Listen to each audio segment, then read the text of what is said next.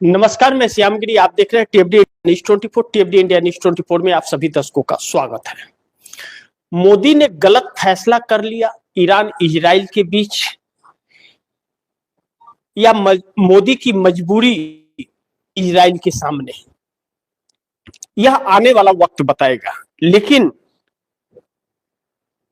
Israel ने Iran के ऊपर जो हमले किए और जिस तरीके से किए, एक बार 30 स्थानों पर एक ही साथ हमला, और इसे अमेरिका और इजराइल का ज्वाइंट ऑपरेशन कहा जा रहा है। और अब ईरान ने जवाबी हमला किया है। अमेरिकी बेस और इजराइल, अब ईरान का स्टेटमेंट जो आया वह बड़ी महत्वपूर्ण था कि ईरान ने अपने स्टेटमेंट में यह कहा कि शुरुआत तुमने की है, खत्म हम करेंगे। खामनेई का यह बयान अमेरिका के लिए बड़ी भारी पड़ेगा और इजराइल के लिए। अब अमेरिका के अंदर ट्रंप का विरोध शुरू हो गया है और ट्रंप को बहुत भारी पड़ने वाला है। अगर ईरान ने जिस तरह से बयान दिया है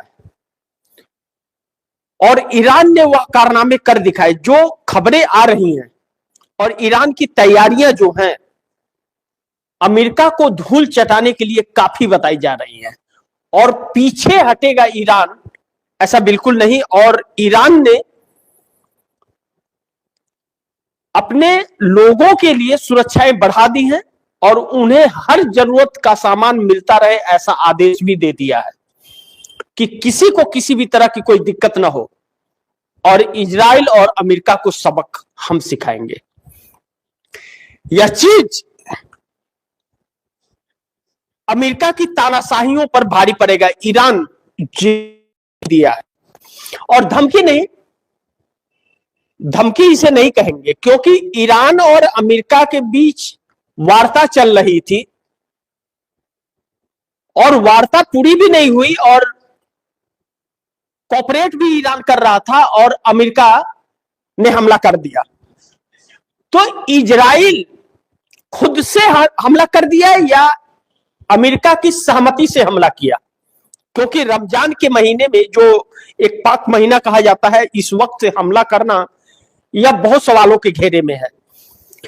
ऐसे में ईरान की तरफ से कुछ भी हमला नहीं हुआ। ईरान ने अब यह स्टेटमेंट दिया है कि हम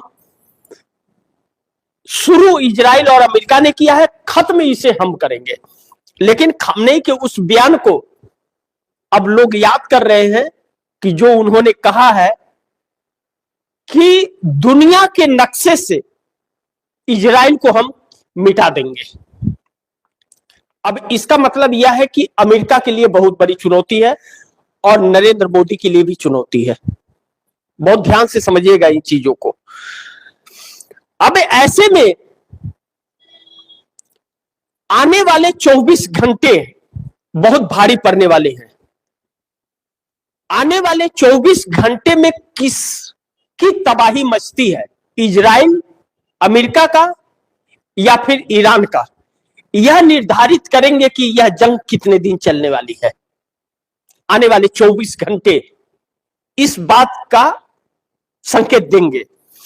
लेकिन इस वक्त अमेरिका की सांसें फूली हुई हैं, क्योंकि अमेरिका के कई एयरबेस को, अमेरिका के कई ठिकानों को ईरान ने ध्वस्त कर दिया है और इजराइल को भी मुंहतोड़ जवाब दिया है।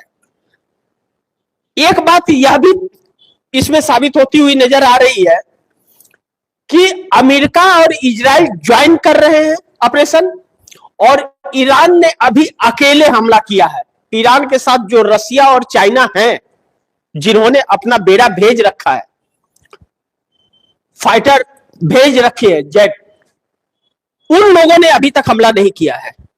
ईरान स्वयं अकेले दम पर अभी मुकाबला कर रहा है। लेकिन अमेरिका चूंकि इसमें शामिल है, इसके लिए रसिया और चाइना ईरान के साथ खड़े होंगे। अब आने वाले स्टेटमेंट के अंदर जो देशों के स्टेटमेंट आ रहे हैं, बहुत सारे देश ईरान के साथ खड़े हो रहे हैं। अब हमने जो कहा कि मोदी ने गलत फैसला कर लिया ईरान इजराइल के बीच, अब मोदी इजराइल जाकर के हम इजराइल के साथ हैं ऐसा उन्होंने बयान दिया, मोदी ने यह बयान दिया और गॉड फादर भी उसे बताया इजराइल को। और मोदी के वापस आते ही इजराइल ने हमला कर दिया। इजराइल ने बिना अमेरिका से बात किए हुए हमला कर दिया और मोदी से बात नहीं किया होगा ऐसा संभव नहीं है। इसके लिए मोदी सच्चाई छुपाए तो वह मोदी के झूठ में कोई आने वाला नहीं है, यानी कि इनकी इन्वॉल्वमेंट उसमें है, सहमति है। इन्होंने कहा भी कि इजराइल के साथ हम हैं, क्योंकि वहां के पार्लियामेंट में कहा। अब ऐसे में कहीं मोदी ने गलत फैसला तो नहीं कर लिया इजराइल के साथ रहने का, क्योंकि नजदीकियां इनकी बहुत ज्यादा है, ईरान के पक्ष में बीजेपी नहीं है। और ईरान हमारा बहुत पुराना दोस्त है, पिछले कार्यक्रम में भी मैंने आपको विस्तार से आप दर्शकों को बताया था। ईरान से हमारे संबंध बहुत मधुर रहे हैं और बहुत पुराने रिश्ते हैं।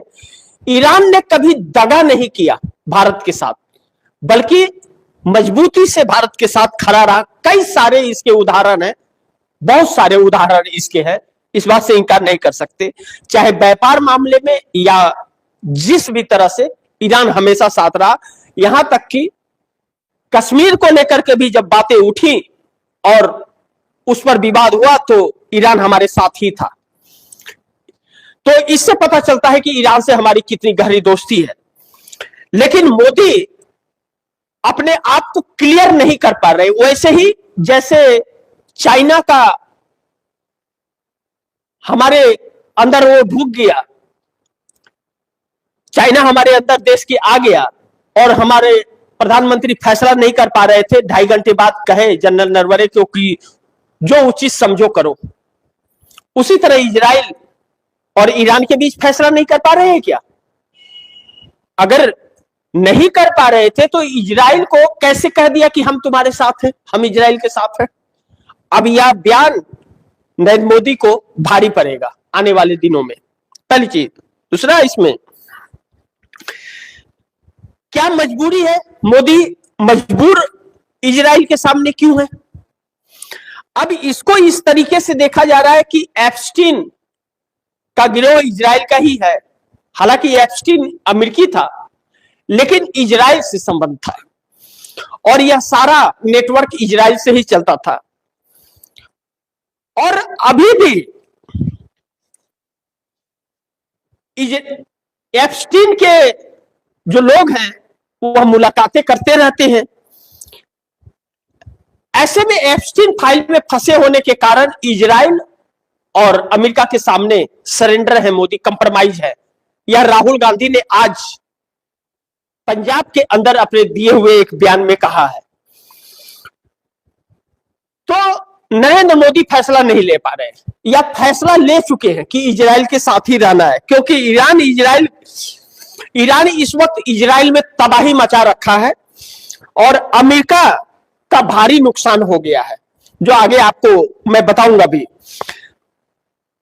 और मोदी को इजराइल के साथ रहना भारी पड़ेगा, क्योंकि फिर इनके खिलाफ लोग हो जाएगा। और यह जंग अगर दूसरा प्रारूप लेता है तो भारत की मुश्किलें बढ़ जाएंगी बहुत ज्यादा, क्योंकि रसिया और चाइना ईरान के साथ खड़े और बहुत सारे देश। अब ऐसे में राहुल गांधी पंजाब में आज रैली किया, राहुल गांधी ने, और नरेंद्र मोदी के नस को फिर से दबा दिया। एप्स्टीन फाइल का जिक्र भी किया राहुल गांधी ने, और जिक्र करते हुए यह कहा राहुल गांधी ने कि एप्स्टीन के 35 लाख फाइल का जिक्र किया राहुल गांधी ने, और कहा राहुल गांधी ने कि नरेंद्र मोदी का एक कॉलर जो है वह अडानी और दूसरा एप्स्टीन, बीच में गला फंसा हुआ है। एक हाथ में अडानी और दूसरे में एप्स्टीन। और बीच में गला फंसा हुआ है। इसी का फायदा अमेरिका उठा रहा है, ब्लैकमेल कर रहा है, और इजराइल ब्लैकमेल कर रहा है। इजराइल और अमेरिका दोनों ब्लैकमेल कर रहा है। नहीं तो नरेंद्र मोदी को इजराइल जाने की क्या जरूरत थी ऐसे वक्त में जब जंग होना था, और नरेंद्र मोदी के वहां निकलते ही जंग शुरू हो गया। तो नरेंद्र मोदी के ऊपर सवाल खड़े हो रहे हैं, और नरेंद्र मोदी ने यह कहा इजराइल के साथ हम हैं। अब कहें खुल करके, प्रेस कॉन्फ्रेंस करके कहें कि हम इजराइल के सपोर्ट में हैं, कह दे यह देश ईरान के साथ है,